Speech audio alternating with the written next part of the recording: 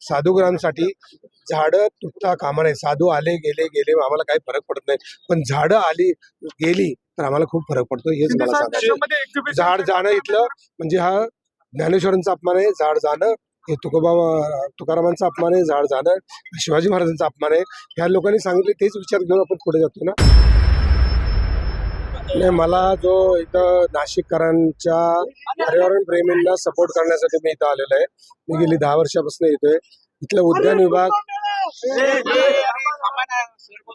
उद्यान विभाग किती फालतू वागला हे मला 10 वर्षापूर्वीच माहिती आहे. 2016ला आम्ही इथं इतकं काम केलं नाशिकमध्ये आणि अचानक 5,000 मुलांना बेलाचं रोपं देऊन आम्ही मिरवणूक काढणार होतो. इथं त्र्यंबकेश्वरला बेल बाहेर आणला जातो, बेलाची झाडं वाटली पाहिजेत म्हणून करत असताना अचानक माझा प्रोग्राम कॅन्सल केला होता. मला ते दुःख अजून मला माहिती आहे की इथं कसं वागवलं जातं. उद्यान विभागामध्ये कर्मचारी कसं काम करतात, झाडं रोपं कशी आणली जातात, फॉरेस्ट डिपार्टमेंट कसं रोपं आणतं, नर्सरी का चांगली करत नाही, या सगळ्या गोष्टीचा अभ्यास आहे. पण आता जरा जास्तच झालं म्हणून मला लोकांसमोर यावं लागलंय की बाबा इथलं एकही झाड तुटता कामा नये आणि हिडन अजेंडा तुम्ही राबवू नका. शासनाला विनंती आहे, तुम्ही शासन म्हणजे का आपलीच माणसं आहेत ना, आपल्याच माणसाने आपल्यालाच फसवलं तर ती याला आपली माणसं म्हणायची का? तर अशी वेळ आली तर आम्ही विरोधात जाणार. आम्ही इथले काही झाड तुटू देणार नाही. नाशिककरांच्या सगळ्या पर्यावरण प्रेमींच्या बाजूने आम्ही आहोत. सह्याद्री देवराईतली आमच्या 40 देवराई आहेत, महाराष्ट्रात सगळ्याकडून आहेत. आमच्या सगळ्यांच्या वतीनं सपोर्ट आहे. कुठेही झाड तुटत असलं तर तुम्ही सगळ्यांनी सावध व्हा, त्याचा प्रश्न विचारा. झाड तुटू द्यायचं नाही. आपले झाड म्हणजे आपले आईबाप आहे.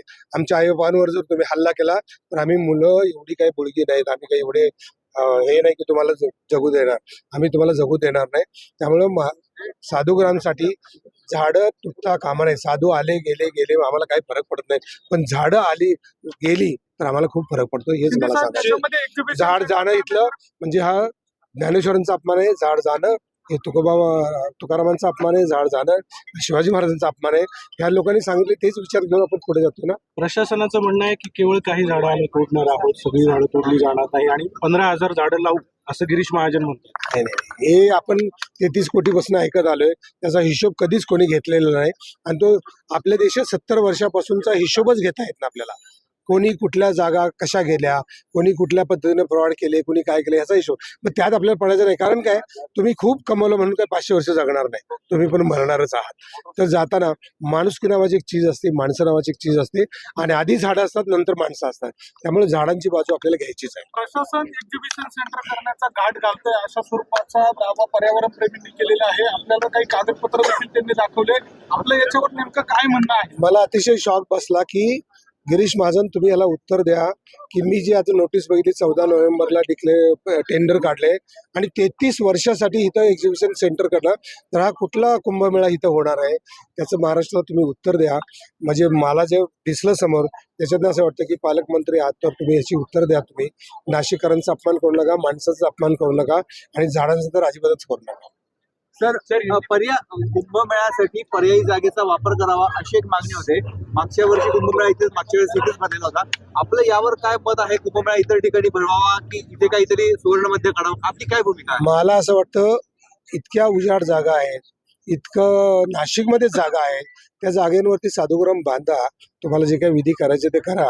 हे विधी करताना तुम्ही नाशिककरांचे हाल करू नका, माणसांचे हाल करू नका आणि चांगल्या पद्धतीने करा. आपल्या कोणाच्याबद्दल काय म्हणणं नाही, पण धर्माच्या नावाखाली तुम्ही सर्वसामान्य माणसाचे हाल करू नका. आता आपल्याला काही लोकांनी म्हणाले की मुख्यमंत्र्यांची तुम्ही भेट घ्या किंवा कानावर घाला हे घ्या बैठक. आपण काही मुख्यमंत्र्याला या संदर्भात भेटणार आहात? नाही, आता अजून वेगळं काय सांगायचं.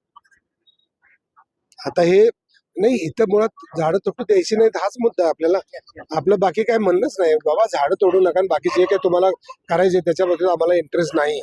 आम्हाला फक्त महाराष्ट्रातली नव्हे, जगातली नव्हे, भारतातली कुठलीही झाडं तुटता कामा नयेत.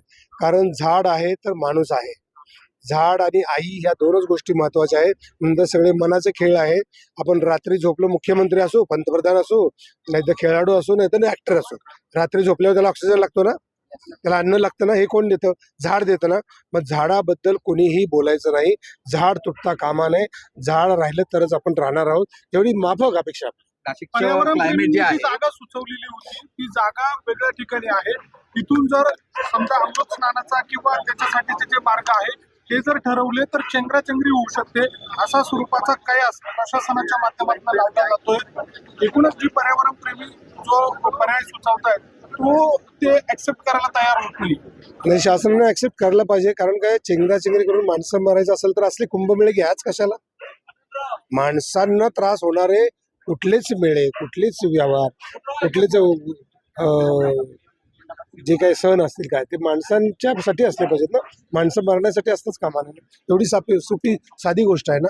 प्रशासनाचं म्हणणं आहे की मागच्या 12 वर्षांपूर्वी ज्या ठिकाणी कुंभमेळा झाला होता इथे साधूंचे आखाडे होते आणि 12 वर्षा आधीची म्हणजे 12 वर्षानंतर जी झाडं या ठिकाणी उगवली आहेत त्यातली जी मध्ये येत आहेत ती आम्ही तोडू आणि जो लेआउट आहे तोच कायम राहणार आहे आखाड्यांसाठी. नाही, ते पूर्वीचे नियम करता का मुळात ती एवढी झाडं सावली देतात, या सावलीत उभं राहिले त्याच्यात जातीभेद धर्म विर्म काय आणू नका. झाडं न तोडता जागा आहे तिथं बांधल्याने काय फरक पडणार आहे, काय पडणार आहे.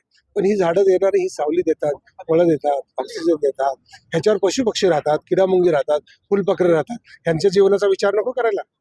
त्यामुळे ही साधी गोष्ट आहे, झाड कुठंच तुटता कामा नये. आपली नंतरची भूमिका काय राहणार आहे? आज आपण नाशिकमध्ये आलेला आहात, प्रशासनाची भेट घेणार आहे किंवा समजा जर प्रशासनाने आपलं म्हणणं ऐकलंच नाही तर आपली भूमिका काय राहणार? ऐकणं बिण्याचा मुद्दाच नाही हो. नाशिककर जिवंत आहेत, सगळ्या नाशिककरांनी जागे व्हा. तुम्ही इथं या, तुम्हाला सपोर्ट करण्यासाठी मी आलोय. पर्यावरण प्रेमींच्या मागणीसाठी मला त्यांनी सांगितलं असं आहे. तर भारतात जगात कुठेही झाड तुटत असेल तर तिथे आपण उभं राहणार आणि झाड तुटू देणार नाही. एवढीच आपली भूमिका आहे.